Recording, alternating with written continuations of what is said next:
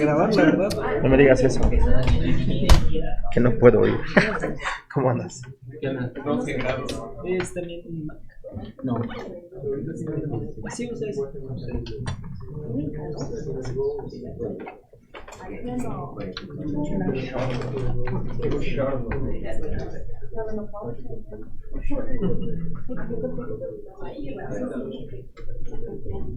Mucho de la tuya también, ¿no?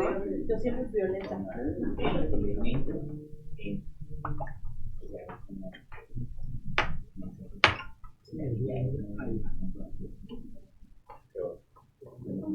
Ah, ok, se está poniendo.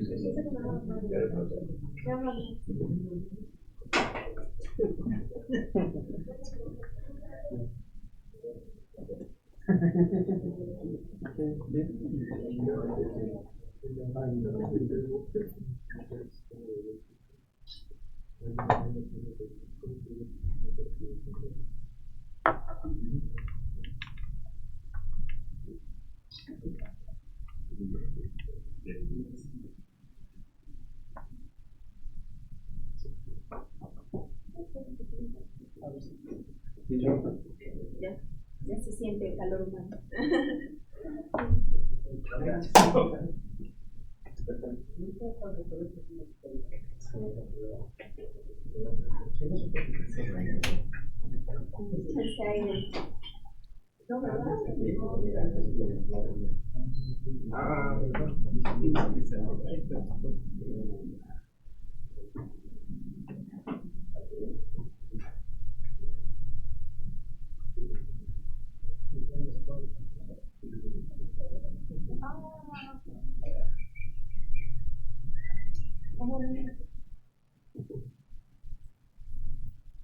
A lo mejor el silencio.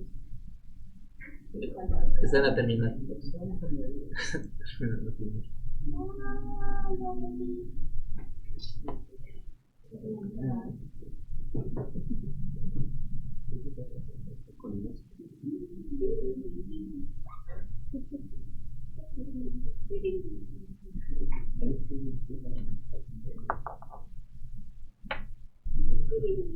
Para el streaming sí está captando el video. Sí está captando eso. ¿Quieres que lo quite? Es que como tengo mi configuración bien rara, luego está muy manualito. Si quieres que lo quite, no hay problema. Aquí.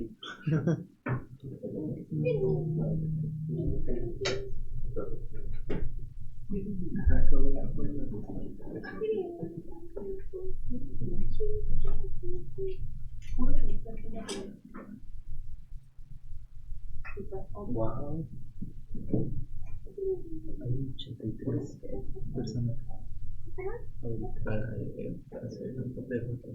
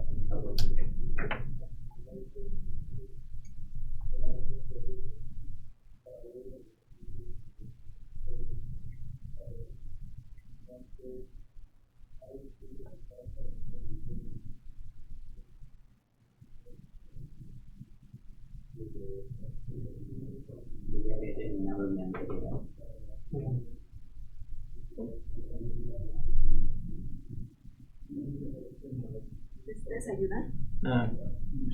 Que el internet. Estaba conectado al internet. Ya. ¿Que ya te pudiste conectar sin problema? ¿O quieres? ¿Cuál pantalla es la que se ve? Ahí está. Sí. Sí, esa es la que se ve. Esta no. Puedo poner cosas. Sí, macabras aquí. Sí, no es. No, por favor. No,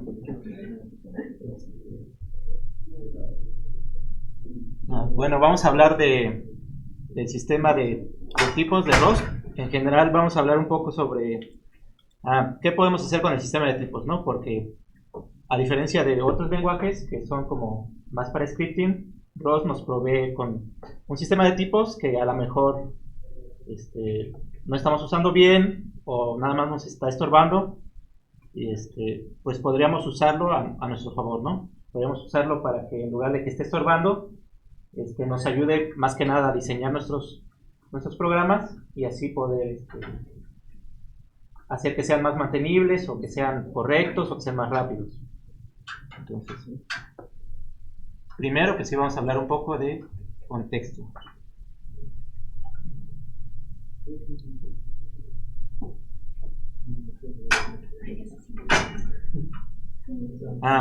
Ahorita estuvo muy bien que como que se empezó a dar la plática un poco religiosa de, no, pues este lenguaje, ¿qué lenguaje usas, no? Yo, a lo mejor, algunos usan Java, a lo mejor todos usan Python o JavaScript, pero, pues, ¿cómo uno escoge el lenguaje que va a usar, no? Es un poco, depende un poco el contexto que tiene uno, a lo mejor por la educación que tiene, a lo mejor estudió en la universidad y le enseñaron una cosa, a lo mejor fue a un meetup y le gustó, o es de lo que hay trabajo, o etcétera, ¿no? Entonces vamos a algunas de las razones por las cuales alguien escoge un lenguaje, ¿no? Es muy popular, a lo mejor, por ejemplo, Go. A lo mejor ven que, no sé, en la ciudad empiezan a todos a usar Go, y pues, si todos lo están usando, pues yo también, ¿no?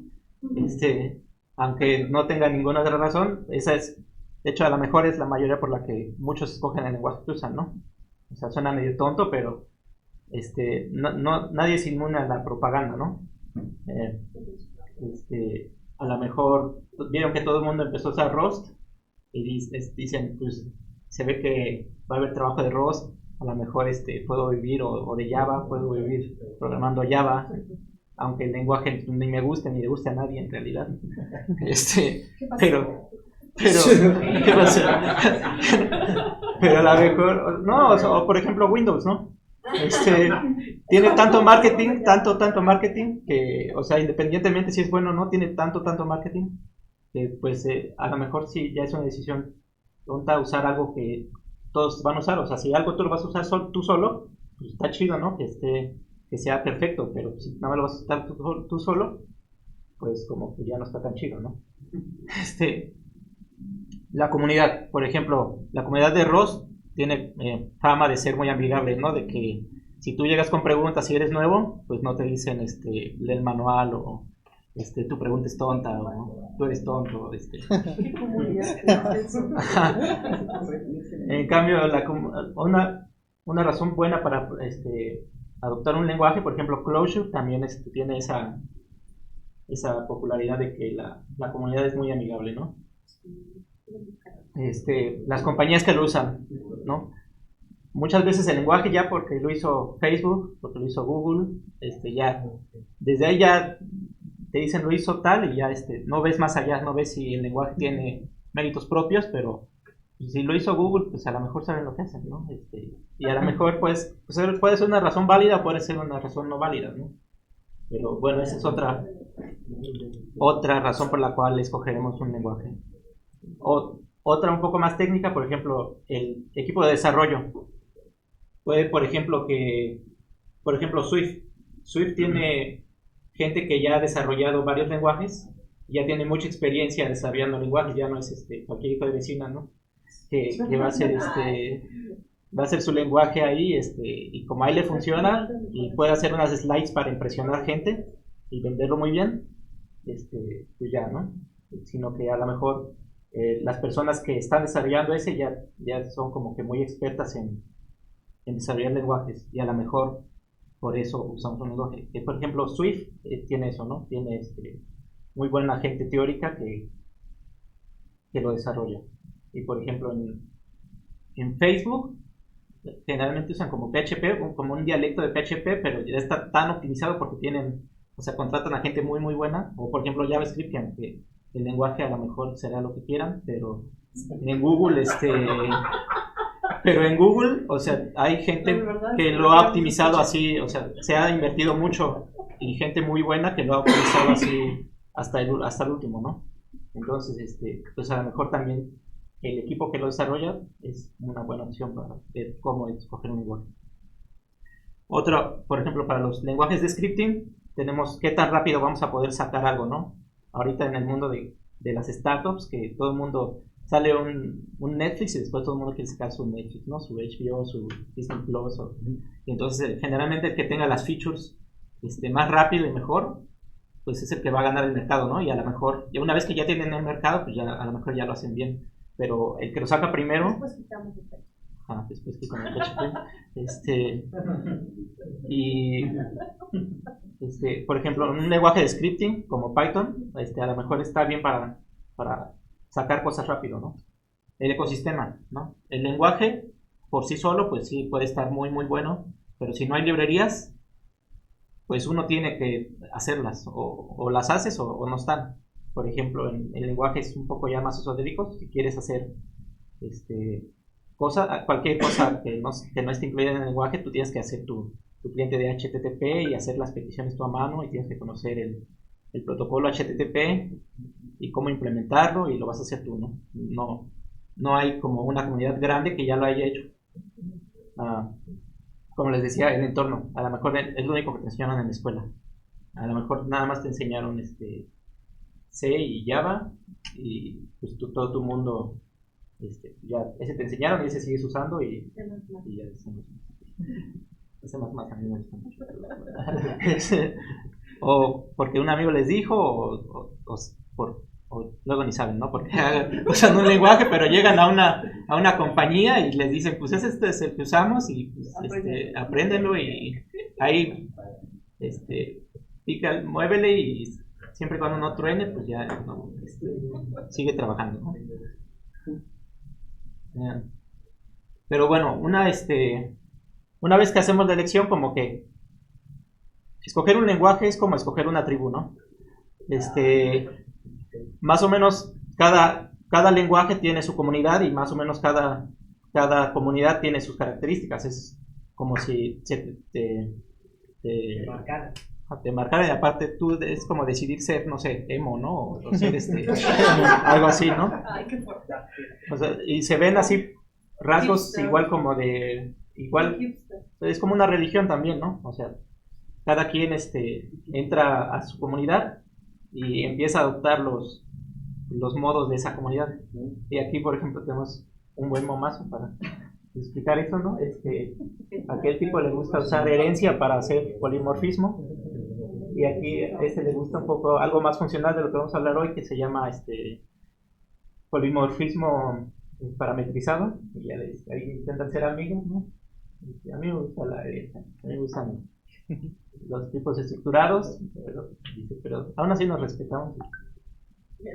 Quita esa cosa de mi cara, ¿no? Y pues supongo, no sé si esté mal o no, pero pues así pasa, ¿no? O sea, cada lenguaje tiene sus necesidades. A lo mejor lo que es bueno hacer en un lenguaje, hacerlo en otro, pues pues es fatal. Por ejemplo, en los lenguajes que usan Garbage Collection, pues lo ven como, o sea, el gran invento, ¿no? Muchas veces dicen que es como el invento, así, el invento de la computación, ¿no? Porque ayuda a resolver muchos problemas según ellos, ¿no? Pero eso, si intentas hacer Garbage Collection, por ejemplo, en sistemas de tiempo real, donde no puedes tener latencia, porque si tienes latencia, por ejemplo, el reactor nuclear, no te va a esperar, ¿no? El reactor nuclear no te va a decir, pues está bien que tengas un nanosegundo de latencia, ¿no? O sea, puede que algo explote, los átomos no te van a esperar. Entonces, eso que se ve como un gran invento en ciertos lenguajes, a lo mejor es pésimo en otros, ¿no? Aunque por más chica que sea la latencia, ¿no? O prácticas que se hacen en aplicaciones estas de altas, bajas y consultas, a lo mejor hacerlo en microcontroladores o cosas donde no tienes tanta memoria, o casi no tienes memoria, o ni siquiera puedes alojar memoria dinámica, solo es con la que tienes una memoria muy reducida, a lo mejor lo que estaba bien hacerlo en lenguajes de aplicaciones no tiene sentido hacerlo en otros sistemas, ¿no? Cada comunidad tiene su prioridad. Ahora, esas eran como razones sociales, pero pues también hay razones técnicas que podemos ser un poco más objetivos a la hora de escoger un lenguaje. Por ejemplo, el paradigma es de las primeras cosas que resaltan, ¿no? Si un lenguaje es orientado a objetos, si es funcional, si es basado en lógica, varios, ¿no? Es de las primeras cosas que resaltan a la hora de que nosotros queremos escoger un lenguaje. Performance, ¿no? Este es uno de los puntos con los que ROS vende, ¿no? Mucha gente quiere usar ROS porque es rápido. Quieres que tus aplicaciones corran también, no requiere un gran runtime para empezar a correrlo. Como es compilado, lo puedes compilar y después lo cargas haciendo cross compiling, lo cargas en el dispositivo que quieras, ¿no? Y ahorita con el Internet de las cosas, que le quieren poner un procesador a todo, pero este procesador pues no suele ser muy rápido. O sea, es un procesador barato que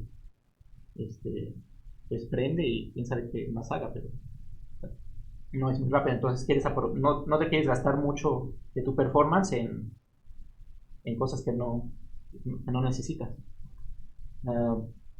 Otra es qué tan manual vas a hacer tú las cosas. Por ejemplo, en C o en ensamblador, ahí luego te arrancas los cabellos porque dices, o sea, pero es obvio que quería hacer esto, ¿no? ¿Por qué no lo haces? Y en cambio en lenguajes como Python hace cosas, te hace muchas cosas automáticas, ¿no? Entonces a la hora de escoger un lenguaje, pues tú dices, pues qué tanto voy a tener que hacer yo y qué tanto va a tener que hacer la máquina. Por ejemplo, el garbage collection, ¿no? A lo mejor hago yo el manejo de la memoria, o tengo alguna técnica que voy a implementar yo, o alguna técnica que voy a implementar el lenguaje, como por ejemplo ROS, que usa eso de prestar y todo eso para hacer el manejo de la memoria. Otra cosa es qué tanto voy a tener que escribir, ¿no? A mucha gente le molesta los lenguajes donde tengas 100 líneas y de esas líneas las únicas líneas que están haciendo el trabajo son como 3 o 4. Entonces eso puede molestar, en especial cuando ya son proyectos grandes, ¿no? Y cuando no eres tú solo el único que trabaja en eso, porque pues está bien que tú conozcas el código, que solo en un cachito vas a hacer el trabajo y sabes tú cuál cachito va a hacer el trabajo, pero si alguien más ve tu código, alguien que está entrando a tu proyecto, pues no va a saber cuál cachito es el bueno, ¿no? Y va a tener y es muy difícil, aunque por ejemplo el boilerplate es difícil de hacer code review y eso, porque pues es aburrido. Pero y entonces como que la mente humana, cuando algo es aburrido, pues nada más lo pasas así, ¿no? Y entonces a la hora de hacer code review, pues ese código que era aburrido y le hiciste así, nada más lo barriste, pues ese código puede que tenga bugs, ¿no? Pero como tu cabeza ya está acostumbrada a que pues es siempre lo mismo, ¿no? Entonces ya no lo reviso, pero pues si el código está ahí es por algo, si no estuviera, ¿no? Entonces la verbosidad puede que se afecte mucho a la hora de programar, ¿no? En especial en proyectos grandes y con mucha gente. Otra razón técnica es qué tanto soporta la paralelismo y concurrencia, ¿no? Y qué tan fácil lo hace, porque por ejemplo los threads a lo mejor ya están desde hace mucho en muchos lenguajes, ¿no? Pero últimamente los lenguajes se preocupan por proveer abstracciones un poco de más alto nivel para que sea más fácil hacer concurrencia y todo eso, ¿no? Tenemos Go, que básicamente es el selling point de Go, que se puede hacer concurrencia rápido y fácil. Java también implementa cosas de abstracción para hacer concurrencia. Antes estaban al menos los executors y todo eso, y ahorita en el meetup de Java hablaron un poco más de eso. Entonces en Python está como desde la versión 3.6 empezaron a implementar la concurrencia con cosas asíncronas, y eso más o menos rompió todo. O sea, hace como que la gran diferencia entre 3.5 y 3.6 es que de 3.6 para adelante se empezó a usar concurrencia basada en eventos asíncronos.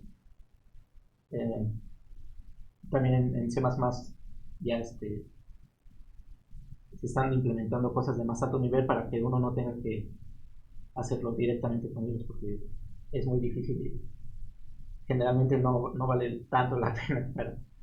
Y generalmente te va a salir más difícil los usando. Fault tolerance, tolerancia a fallos. Esto, por ejemplo, en Erlang es una de las partes importantes de Erlang. Y bueno, de lo que nos vamos a hablar hoy, es una de las razones técnicas por las cuales uno escogería un lenguaje, es el sistema de tipos. A lo mejor, de todas las features que hablé ahorita, a lo mejor es como que la menos fancy y la que... O sea, con esto no te venden un lenguaje, ¿no? Nadie llega y te dice, oye, quiero que uses este lenguaje por el sistema de tipos, ¿no? O sea, generalmente no. Si quieres vender con eso, no, nadie te va a comprar, ¿no? Pero es muy importante y yo diría que es de las features más importantes que tiene un lenguaje, porque, por ejemplo, en lenguajes funcionales, como que también se separa la gente en los de Lisp y los de Scheme y todas esas implementaciones, y en los que usan programación funcional, pero basada con un sistema de tipos fuerte, como Haskell o Camel o Scala. Y entonces yo diría que la gran ventaja que tienen estos es su sistema de tipos. A partir del sistema de tipos podemos tener abstracciones que se basan en el sistema de tipos, como por ejemplo el pattern matching. Y a lo mejor eso ya está entrando en lenguajes un poco más que ya estaban establecidos. Por ejemplo, en JavaScript creo que querían implementar ya el pattern matching. Ya había una propuesta, no sé si alguna vez ya la implementaron o la van a implementar en alguna versión. En Java también, ya en Java 14, en el preview de las features que van a salir, en Java 14 van a implementar lo que ponen ahí, un preview de pattern matching. Y también en C++ ya está para C++ 23 el pattern matching. Y por ejemplo en un lenguaje que se llama Elixir, basado en Erlang, también como que de sus puntos fuertes con lo que intentan vender es que, mira, tenemos pattern matching y todo. Sí. Ahorita vamos a... Porque bueno, esto depende, según yo, o sea, en mi opinión, para que se implemente bien, necesitas un sistema de tipos que esté bien hecho. Porque lo puedes implementar en cualquier lenguaje. Básicamente, lo único que tendrías que hacer es agarrar y hacer un chorro de ifs y else. Y puedes hacer algo que compile a un chorro de ifs y else, pero pues está medio feo. En cambio, cuando tienes un sistema de tipos bien hecho, lo puedes hacer de manera más eficiente y más poderosa. O sea, el pattern matching se lo puedes pegar encima, así como un parche, o lo puedes hacer basado en el sistema de tipos y hacerlo de manera eficiente y, según yo, mejor. Ahora, bueno, aquí tenemos algunos ejemplos de lenguajes, de cómo los dividiríamos, ¿no? Imperativos, funcionales, si son de tipado dinámico o estático. Aquí más o menos los lenguajes que vemos ahí, pues está Python, Ruby, Lua. Más o menos lo que vemos en común es que son lenguajes que le suelen llamar de scripting, ¿no? Son lenguajes que te ayudan a hacer cosas rápido. No sé, si quieres hacer nada más un script así, tienes una idea en la cabeza y la quieres sacar rápido antes que se te olvide, o quieres ver si funciona o no, lo haces rápido en un lenguaje de estos, ¿no?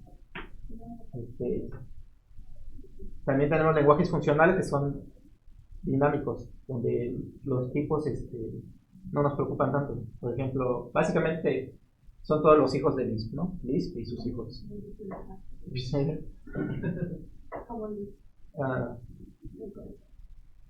Y tenemos los lenguajes estáticos, imperativos, que supongo que por mucho tiempo fueron los más populares, ¿no? C, C++, Java, Fortran, y ahorita en esa categoría también yo pondría a Rust. Aunque bueno, varios de esos lenguajes, digamos que, o sea, no es como que estén ahí de una manera muy fuerte, ¿no? O sea, también soportan otros modelos de programar, pero yo diría que ese es su fuerte, ¿no? Rust y D, yo diría que son imperativos, aunque también soportan ya todos los lenguajes de allá, como que están viendo cosas buenas de los lenguajes funcionales y los están intentando implementar, pero no es lo mismo intentar hacer un parche a un lenguaje que ya teníamos, a hacerlo desde el principio y diseñar todo a partir de eso, ¿no? Y los lenguajes funcionales y estáticos. Bueno, y otra de las cosas que hay que mencionar de esto es que cuando los lenguajes son dinámicos suelen ser un poco más, suelen ser más lentos, ¿no? Porque a la hora de que una computadora va a ejecutar el código, pues tiene que saber cómo lo va a ejecutar. Y aunque al programador no le importen los tipos, pues a la computadora sí tiene que saber cuántos bits, con cuántos bits va a trabajar, porque tiene que hacer la instrucción. Entonces, al que el programador no le importen los tipos, en algún momento la computadora los va a ejecutar y tenemos que, en los lenguajes de scripting tienes que terminar pagando en performance, ¿no? Esos suelen ser muy rápidos porque suelen ser imperativos y estáticos, entonces ya sabes con qué datos vas a trabajar desde antes de que corra tu programa. Entonces el compilador hace optimizaciones y si se tarda más en compilar, no van a correr, no los vas a correr de un segundo para otro, tienes que esperar que compilen y puede tardar mucho. Por ejemplo, en C++, ya les gustó, una de las características que tiene esta comunidad es que ya les gustó mucho pasar todo a tiempo de compilación. Si pueden hacer que algo corra en tiempo de compilación, van a hacer que corra en tiempo de compilación. Entonces tarda un chorro en compilar porque incluso se pone a generar código. Incluso algo que tiene Rust es que se basó mucho en C++. C++ yo diría, y en Haskell, con esta filosofía de querer tener abstracciones de cero costo, le dicen. Quieres tener como cosas fancy, pero siempre y cuando no te cuesten. O sea, si algo lo puedes implementar y puedes asegurar que si el programador lo hubiera programado, no le va a salir mejor que como lo programaste tú en Rust, ¿no? O sea, si ya está en el lenguaje, es porque es como la mejor manera de programarlo. Y si tú lo programas, a lo mejor que podrías llegar a hacer es que te quede igual que ya está. Entonces, esa es la filosofía de C++ y Rust. Y por ejemplo, tenemos aprendí apenas Rust hace poco tiempo y no sé cómo genere código genérico, pero en C++ lo que haces es, tienes una template y esta template la expandes en tiempo de compilación y generas el código y ese es el código que compila. Eso es muy diferente a que, por ejemplo, si quieres hacer código genérico, que lo hicieras en runtime, ¿no? A la hora de que está corriendo tu programa, checas el tipo y ya después corres código basado en el tipo que checaste. Obviamente generarlo, compilarlo y después correrlo es mucho más rápido que estar haciendo chequeos a la hora en el runtime. En Rust no sé cómo se haga, pero yo diría que por la filosofía que tiene, a lo mejor hace esa generación de código y lo compila y corre el código compilado. Y otro lenguaje que es más o menos la misma filosofía de Rust, pero no es tan popular, es D. Pero a mí igual me gusta ese lenguaje porque tiene algunas personas que hacían antes C++ y dejaron de hacer C++ y se pusieron a hacer D. Porque ¿Tiene bueno, algo que ver con Ditalit? no, es D así solito y más o menos una de las cosas malas de los lenguajes que ya están muy establecidos es esa misma cosa de que ya están muy establecidos y no puedes cambiar cosas. Por ejemplo, en Java o en C++ ya no, las cosas que están ahí ya no, es muy difícil que las cambies porque rompes código de gente que no quiere romper su código. Y sí, por ejemplo, hay bancos que ya usan versiones viejísimas de Java, ¿no? Y para ellos cambiar o sea, hacer cualquier cambio, o sea, les cuesta mucho y literalmente prefieren pagar soporte super carísimo para usar una versión viejísima de Java o con tal de no cambiar cosas, ¿no? Y C++ igual. O sea, hay features que si las quitas, vas a romper código de mil gente, ¿no? Entonces, pues no las puedes quitar. Ya están ahí para siempre y la gente las va a usar y las va a usar más. Entonces, es muy difícil cambiar o meter cosas nuevas a lenguajes que ya están bien establecidos. Entonces, lo que hicieron es, muchos que hacían C++, pues vamos a hacer otro lenguaje. Y más o menos yo siento que de esa filosofía salió ROS, pues vamos a hacerlo desde cero, pero vamos a hacerlo bien, ¿no? Y D es lo mismo, vamos a hacer C++, pero vamos a hacerlo bien quitando todas las cosas que ya vimos que no funcionan. Lenguajes funcionales y estáticos. Bueno, del que voy a hablar hoy un poco es de Haskell, porque de ahí se basó mucho el sistema de tipos. Básicamente es lo mismo. De ahí tomó el sistema de tipos Haskell, ROS. Y está OCaml, que lo usan. Este es un lenguaje un poco esotérico, solo lo usaban como en Francia, unos investigadores en alguna escuela, pero decidió usarlo una compañía que hace trading y hace cosas financieras. Y como que la gente financiera le empezó a meter a ese lenguaje. Y a diferencia de Haskell, que sí puede ser un poco lento, como que está muy bien optimizado, pero para ciertos casos de uso. Ibris, que es todavía más, es muy experimental, pero tiene un sistema de tipos todavía más expresivo que Haskell. Y bueno, estos lenguajes son como un poco experimentales, pero tienen sus ventajas, porque como dijimos en los lenguajes viejos, pues no puedes meter features, porque aparte de que rompes código, pues también la gente que ya sabe ese lenguaje como que se enoja, ¿no? Se empieza a quejar de, que ahora, antes se quejaban de que Java nunca lo actualizaban, ¿no? Java nunca tiene actualización, se está quedando atrás, no sé qué. Y después ahorita se actualiza cada 6 meses. Se queda cada 6 meses y ahora las quejas son de, están metiendo muchas cosas, ¿cómo voy a aprender tanto, tan rápido? Y mi certificación, ¿qué le va a pasar, no? Java 6. Ajá. Pero son razones válidas, ¿no? Uno invierte su tiempo, en cierta tecnología y que le estén cambiando a cada rato, pues causa un poco de conmoción. No lo puedes hacer en lenguajes que ya están bien establecidos. En cambio, en estos lenguajes que son experimentales, te puedes tomar un poco la libertad de experimentar. Y por ejemplo, este lenguaje en particular implementa cosas que son muy, muy nuevas, ¿no?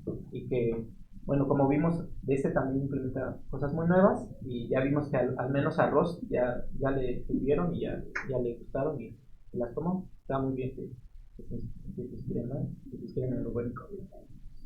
Está Scala y F#, que es igual funcional y estático. De hecho, ya conozco aquí una empresa en México que usa Scala.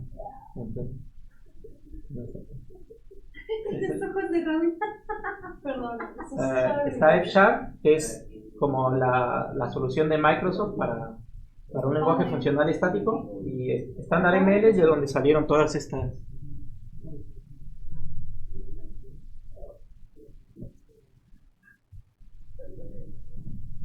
Bueno, ya, como les dije, estas eran razones técnicas para escoger un lenguaje de programación. Vamos a hablar básicamente del sistema de tipos.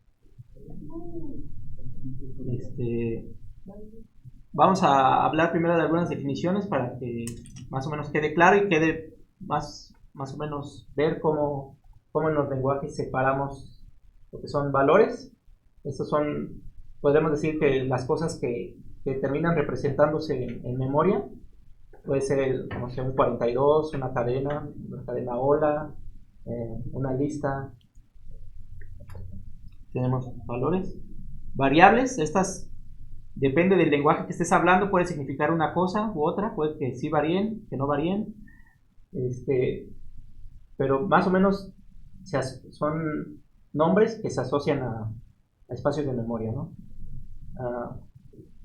Dependiendo también del lenguaje de programación que usen, puede que estas variables tengan tipo o no tengan tipo.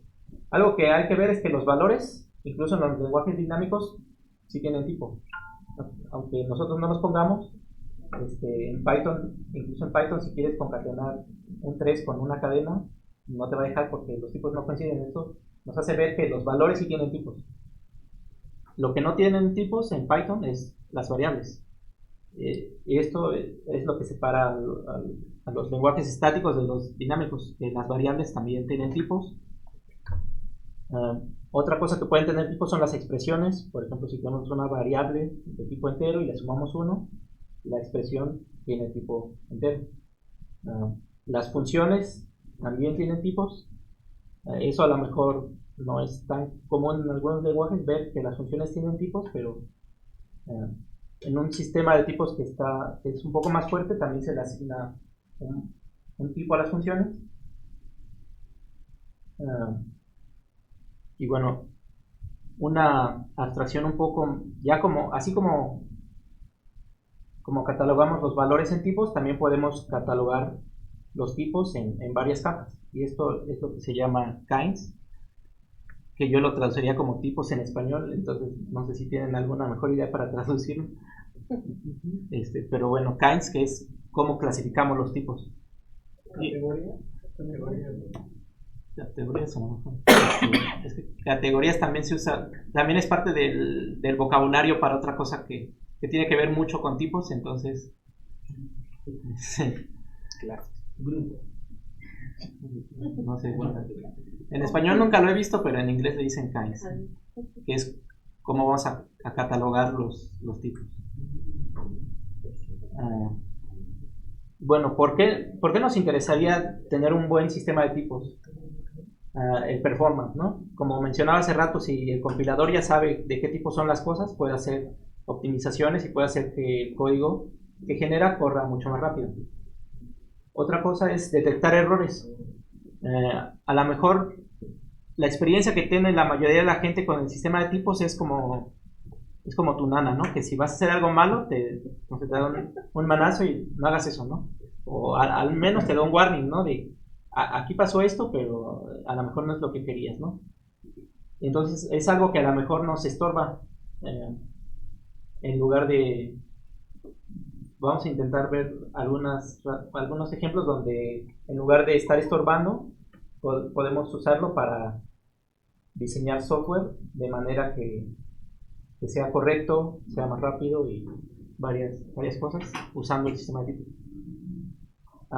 Si tenemos tipos, es más fácil razonar el código. Por ejemplo, si tenemos alguna función que vemos que tiene un tipo que se llama JSON y lo pasa a TXT, pues a lo mejor lo que va a hacer pues es una conversión, ¿no? Y a lo mejor ya con la pura firma de la función ya podemos saber más o menos de qué va la función, ¿no? Esto, bueno, tiene que ver con hacer el código más entendible no solo para el compilador, para que genere el código más rápido, sino que usando bien el sistema de tipos podemos hacer que el código sea más entendible por humanos, ¿no? Que cuando programamos proyectos grandes, pues es muy importante, ¿no? Porque la mayoría del código la mayoría parte del tiempo que vas a usar es leyendo código, no escribiéndolo. Entonces es muy importante que tú dejes como tu intención en el código.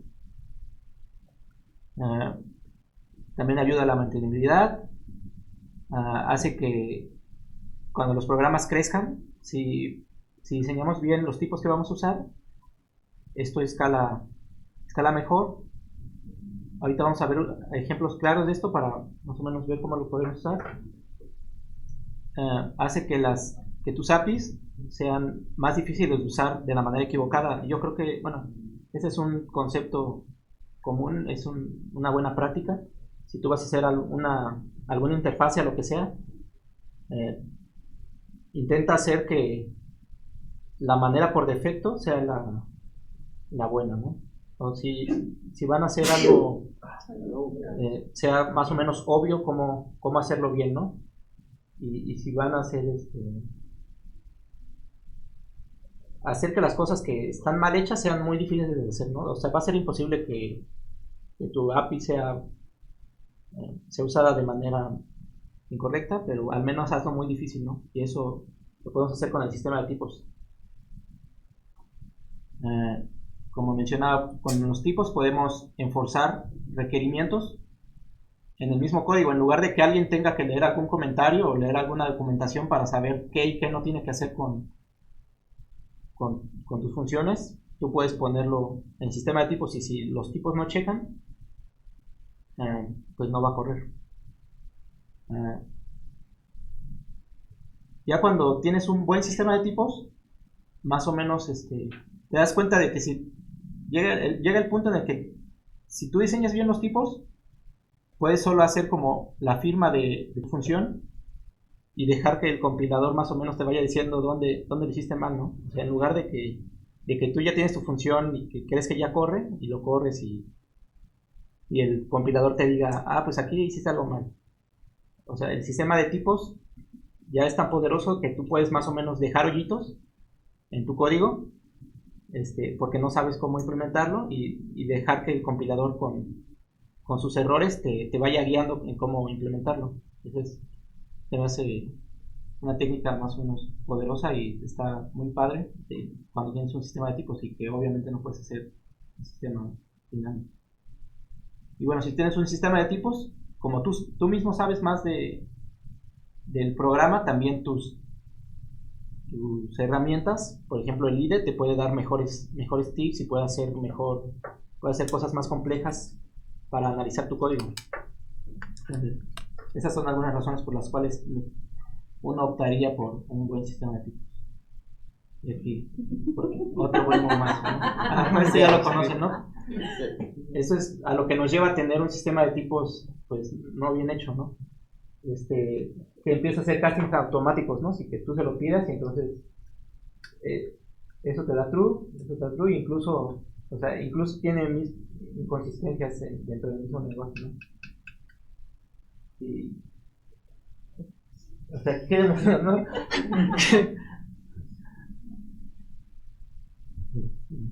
Pero bueno.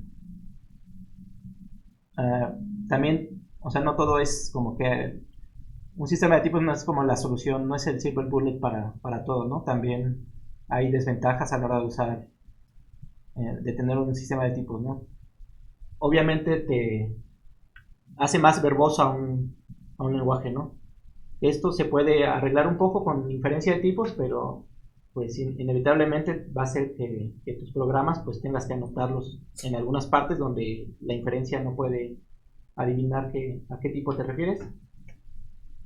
Requiere que lo aprendas, ¿no? Y eso puede llevar mucho tiempo, depende de qué tanto te quieras tú meter, ¿no?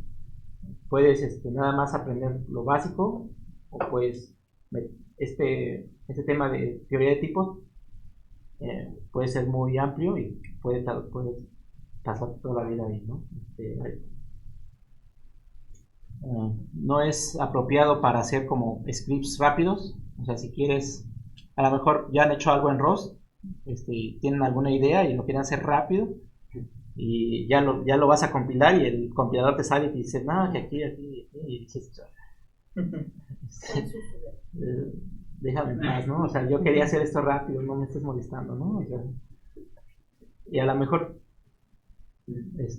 si quieres hacer algo rápido, pues no es como lo más idóneo tener un sistema de tipos que te va a estar molestando, ¿no? Y a lo mejor otra cosa es que si tú ya tienes un sistema, o sea, tú ya diseñaste tu aplicación para que funcione de tal manera, hacer como un refactor para aprovechar bien el sistema de tipos no es trivial. Es como cuando tú tienes una aplicación y de repente, que ya me pasó, tenía yo alguna aplicación y me dijeron, pues haz la concurrente, ¿no? Fácil. No, y no es así como que algo que vayas a hacer, que ya tienes hecho y de repente le agregas concurrencia, ¿no?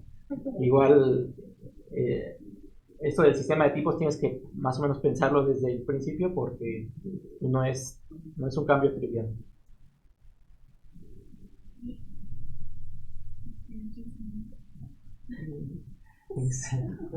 Bueno, entonces, como nos quedan 15 minutos, vamos a ver. Yo creo, o sea, ese tema de teoría de tipos puede ser muy amplio y tiene que ver con matemáticas, con teoría de categorías, con lógica. Te puedes clavar muy duro en esto, ¿no? Pero yo creo que las herramientas que te dan como la mayor parte de los beneficios son básicamente, son tres, pero básicamente las dos de abajo te proveen de la tercera, ¿no? Son las herramientas que te proveen para implementar el polimorfismo paramétrico, que es como la marca de polimorfismo que tienen estos lenguajes de programación. También es polimorfismo porque hacemos que las cosas se comporten de diferente forma dependiendo del contexto, pero no lo hacen con herencia o clases, cosas de esas, no lo hacen diferente. Lo hacen con algo que se llama tipos de datos algebraicos, que en ROS se llaman, creo, enumeraciones, y type classes, que en ROS se llaman traits. Entonces, para los lenguajes que implementan esto, que son los que estaban abajo a la derecha hace rato, podemos usarlos. Tipos de datos algebraicos. A lo mejor el nombre les causa un poco de trauma, porque mucha gente cuando escucha algo de matemáticas se paraliza. A lo mejor en ROS tomaron la buena decisión de no ponerle el nombre algebraico, pero bueno, si quieren buscar por su cuenta bibliografía y estudiar algo más a fondo de eso, pues es más probable que lo encuentren con tipos de datos algebraicos. Se llaman así porque, bueno, básicamente tenemos dos tipos básicos, los tipo suma y los tipo producto, y los combinamos para formar tipos de datos compuestos a partir de estos. Formalmente sí se puede definir algo que un matemático llamaría un álgebra de verdad, y formalizarlo y hacer matemáticas con esto, pero no vamos a hablar de eso. Si quieren hablar de eso después de la plática, yo soy matemático y me gusta mucho eso. Yo creo que vamos a ver cómo se usan, vamos a ver un ejemplo, cómo se usan, y más o menos, incluso desde el ejemplo más básico, yo creo que se pueden ver algunas de las features que nos proveen, como esto de que el código sea más mantenible, de hacer refactors y extender el código para que sea más escalable. Ya se empieza a ver incluso desde los ejemplos más básicos. Aquí traigo un ejemplo.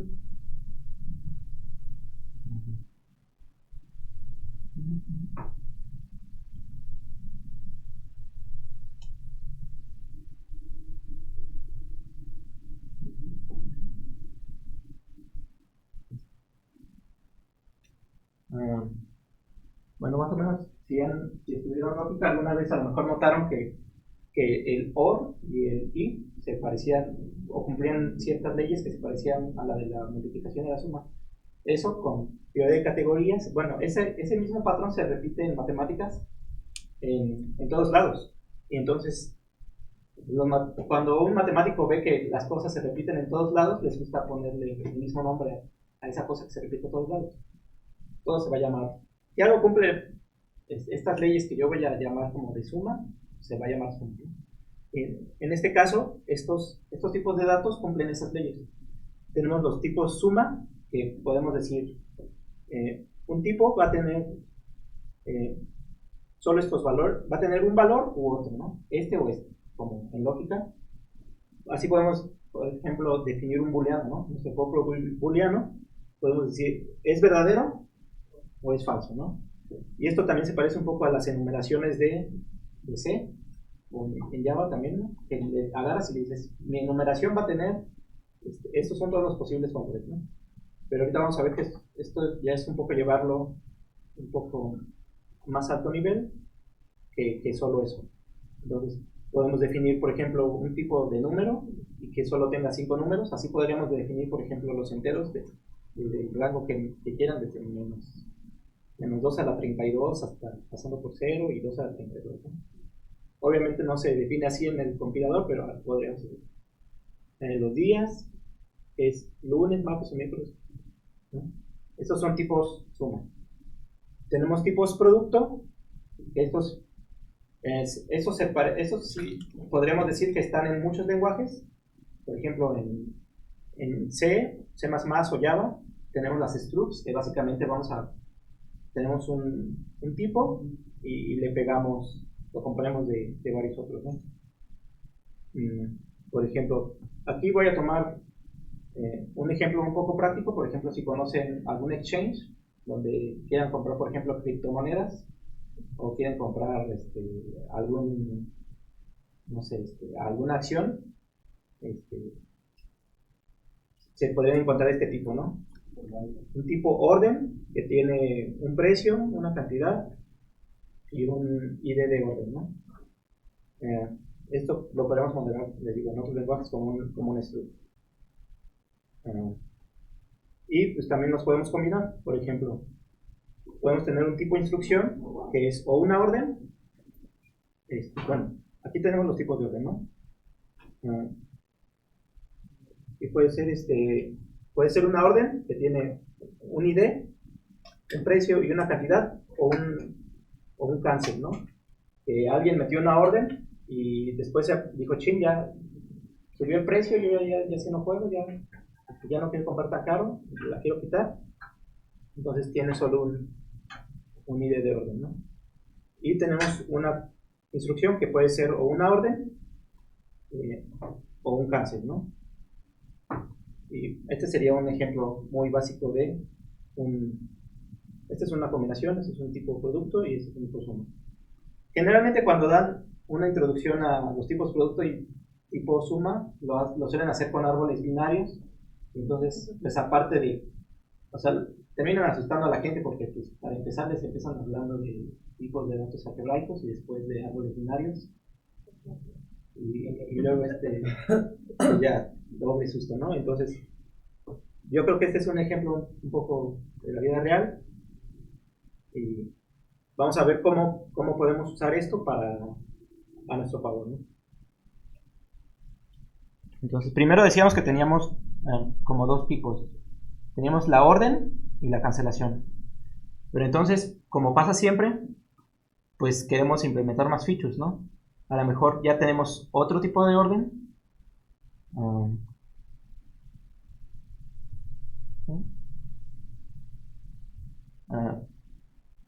otro tipo de acción que es reemplazar, ¿no?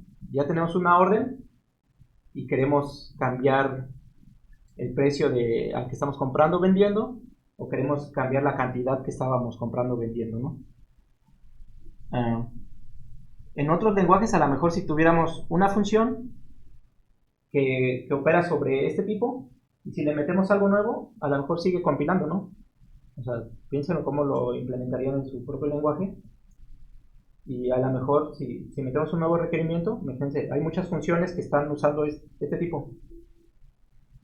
Nosotros metimos algo nuevo y sigue compilando, y a lo mejor no queremos que siga compilando porque esto a lo mejor pues cambia algo, ¿no? Va a meter problemas, pero como el código ya es tan grande y está tan distribuido en muchos archivos, ya nadie lo conoce a la perfección. O sea, de todos los empleados nadie conoce el código al 100%. Y entonces metemos algo y sin querer las cosas que ya estaban corriendo no van a tronar, pero van a hacer la cosa incorrecta, ¿no? Y eso es muy malo porque los tests van a seguir pasando, pero ya no está haciendo lo que nosotros queríamos que hiciera o lo que queremos que haga. Entonces, aquí podemos hacer algo que se llama pattern matching, que es como emparejamiento de patrones. Cuando tienes tipos de datos algebraicos, el pattern matching se hace, como ya sabes exactamente tu tipo, qué constructores tiene, ya sabes cuáles y cuántos. Entonces el pattern matching que haces en este tipo de lenguajes, como Rust también, se asegura de que sea exhaustivo. Si te faltó algún caso, el compilador te va a decir, no estás implementando este caso. O si hay casos que son casos a los que no puedes llegar porque se traslapan, también te lo dice. Entonces, a la hora de que metemos un nuevo tipo a nuestra instrucción, el pattern matching nos va a decir, no has implementado este caso. Y entonces todas las funciones que usen este tipo se van a romper. Y entonces eso nos obliga a que nosotros las tengamos que ir a arreglar, en lugar de que sigan pasando los tests y que hagan cosas que no esperamos, vamos y vamos a actualizar el código y que ahora haga lo que sí esperamos.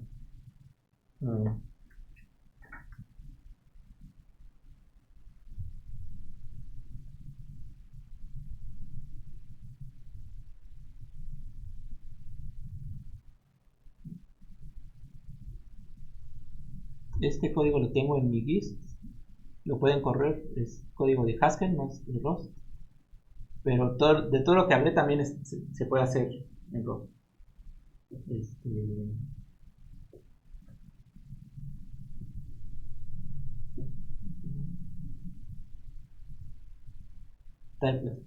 Esto en Rust se llaman traits o tratos, en español creo que dicen tratos. Básicamente es como un contrato en el que vamos a definir pues básicamente grupos de tipos o clases, y vamos a decir, para que un tipo pertenezca a esta clase tienes que implementar ciertas funciones. Esto en Java es muy similar a lo que le llaman interfaces, y en C++ le llaman clases abstractas, donde tienes métodos virtuales que no implementas, y entonces se lo dejas a cualquiera que extienda esa clase, tiene que implementar esos métodos. Esto nos ayuda a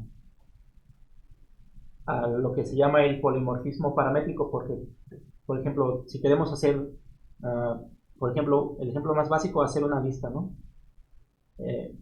Como necesitamos decirle al sistema de tipos de qué tipo es la lista, pues sería un poco difícil, porque uno quiere hacer listas de todo, ¿no? Entonces, en lugar de hacer cosas raras, lo que haces es, dices, para que yo pueda hacer una lista, pues necesito que tú puedas implementar estas funciones, y ya después, una vez que ya implementaste estas funciones, yo te doy cierta utilidad para estas funciones, para estos tipos que ya pertenecen a la clase o al trato. Y usando tratos y usando tipos de datos algebraicos podemos implementar como otra versión de polimorfismo.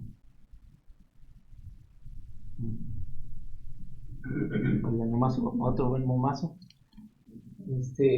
Más o menos así les digo, esto se puede meter tanto como quieran.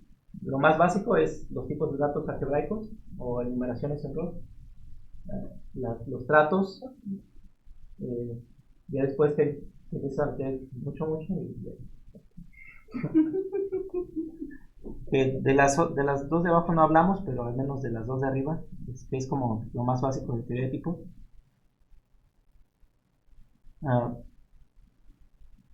De las cosas que no hablamos, pero si quieren podemos hablar después de la plática, o pueden buscar por su cuenta, es lo de los kinds, categorías, lo bautizamos aquí. Encontré como especie. Bueno, eso está bueno, eso no interfiere con otra cosa. Especie.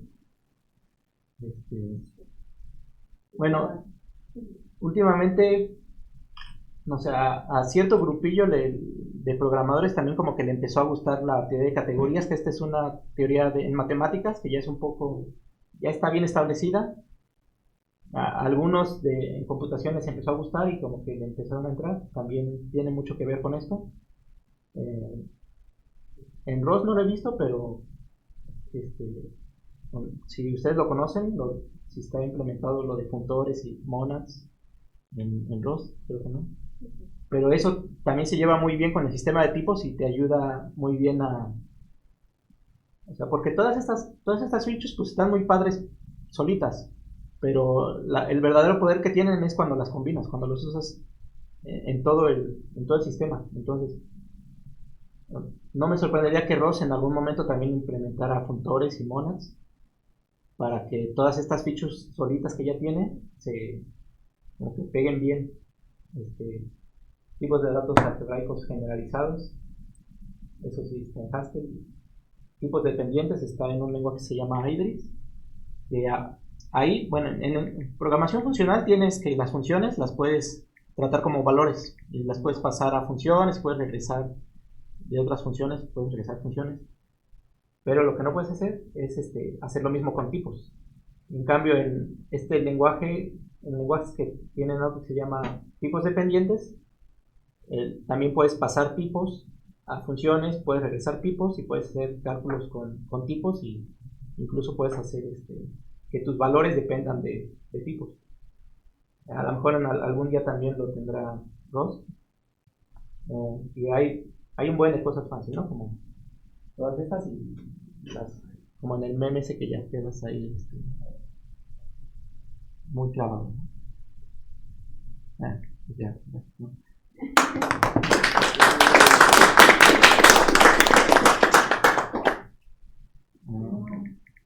¿Tienen preguntas? O podemos hablar, les digo, ya más a detalle de cualquier cosa que... Tú eres matemático. Ajá. Digo, ¿qué te puedo decir? Lo que a mí me gustaría que nos compartieras es qué ventajas tendría, digo, son obvias, pero si lo dicen con voz alta y qué ventajas tendría que nos acercáramos, independientemente de la formación de las tres distintas formas que mencionaste que podríamos saber cómo se va a programar, qué ventajas tendría para comenzar a conocer más cosas de teoría matemática más allá de las que aprendimos en la universidad, para comenzar a utilizar o sacarle provecho a ese tipo de implementaciones, ¿no? Porque no sé si estás enseñando un lenguaje, pero a lo mejor sí. Pero alguien en el día a día, en el que trabaja en el día a día con un proyecto acá y lo que sea, no necesariamente tendrías que programar un lenguaje para sacarle provecho a todo eso. Sí. Bueno, por ejemplo, la pregunta de cómo uno empezaría a introducirse a esto, yo diría que hoy en día ya es mucho más accesible porque, como dije, a los computólogos también les empezó a interesar mucho esto de la teoría de tipos y la teoría de categorías, entonces ya hay, o sea, ya puedes googlear y te salen cosas que son específicamente para programadores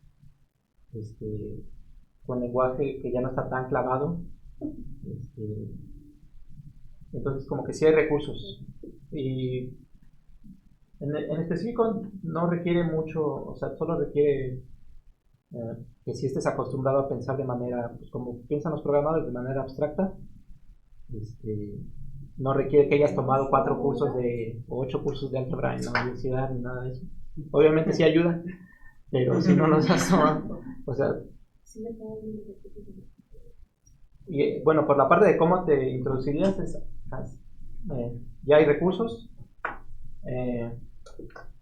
De cómo usarlo en el día a día, también yo diría que es por ejemplo, yo fui uno de los que vino a tomar aquí el curso que ofreció la comunidad de Rust, y algo que noté a la hora de que yo escribía código era de que como yo ya estoy acostumbrado a escribir Haskell, se me hizo no sucio, o sea, como que te hace pensar de otra manera y en lugar de hacer un montón de ifs, o sea, por ejemplo, estábamos haciendo una ecuación de segundo grado un programa que resolvió una ecuación de segundo grado y a lo mejor a muchos se les ocurrió pues hacer un buen de ifs, ¿no? Y te quedaba así un buen de ifs anidados, ¿no?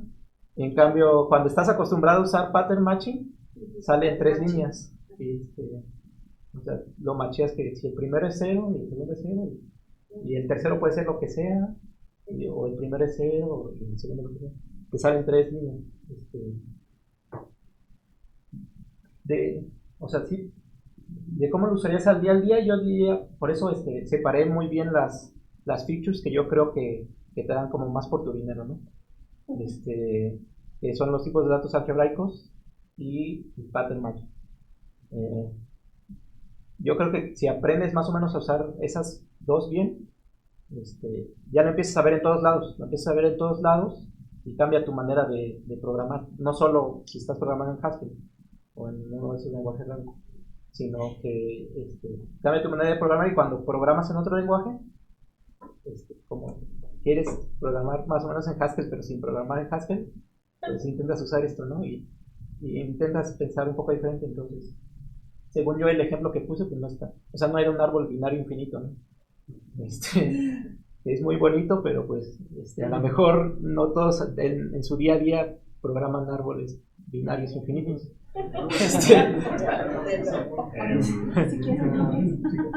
Y entonces, pero incluso con los tipos de datos algebraicos, según yo, el ejemplo que di no estaba tan irreal, era de una orden en un exchange, y así pueden modelar sus datos. Incluso pueden hacer que otra cosa por ejemplo, en una conexión, ¿no?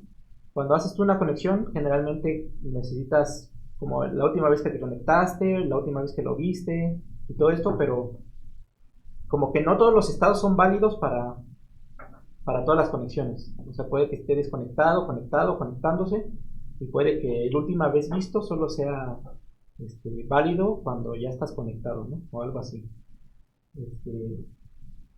Y a lo mejor programar eso sin un sistema de tipos, o sea, tienes que hacer un buen de verificaciones. Pero eso lo puedes también como encodear en el sistema de tipos para que solo sea válido si, o sea, lo puedes hacer solo con tipos.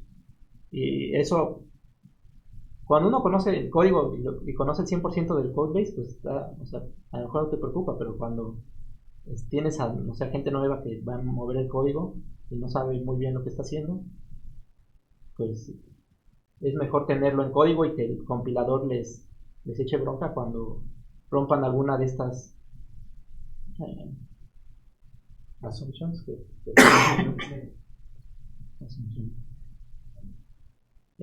entonces, pues la recomendación sería pues usarlo. Entre más lo uses en ROS, intenta, más lo uses, más va a cambiar tu manera de pensar. Y optimiza el código. No, yo puedo creer. En lugar de tener un buen de ellos. sí, sí, le digo como de la manera que o sea, se ve que se puede implementar con tipos de datos algebraicos. Una vez que tú ya conoces exactamente cómo se va a construir el tipo, ya no, o sea, ya no compila por detrás a un chorro de ifs, ¿no? Que a lo mejor, por ejemplo, en JavaScript, a lo mejor eso hace, ¿no? O sea, tú escribes algo, pero esta cosa lo pasa por un precompilador y hace la sustitución, y el código que va a compilar o que va a correr el V8, pues va a ser un chorro de ifs, ¿no? Y a lo mejor ni va a ser exhaustivo, quién sabe qué hay, ¿no? Pero es un problema, ¿no? Pues si te importa el performance, pues sí. O sea, cada cosa tiene su caso de uso, ¿no? Sí, pero bueno, si te importa el performance, primero no vas a usar JavaScript. Sí. Y cuando usas JavaScript es que no te importa el performance. Tu problema tal vez si tarda 2 milisegundos más. Depende del caso. Sí. Les digo, esto es una religión, ¿no? Cada quien tiene sus puntos de vista. Entonces, pues preguntas, nuestros speakers para que se repartan las playeras que tenemos. Es una y una, ¿no? Yo hago una, tú una. Se oye.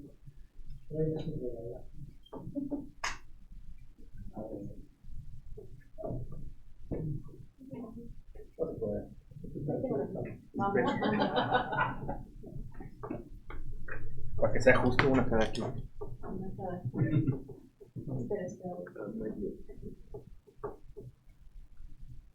Una de las categorías de arroz.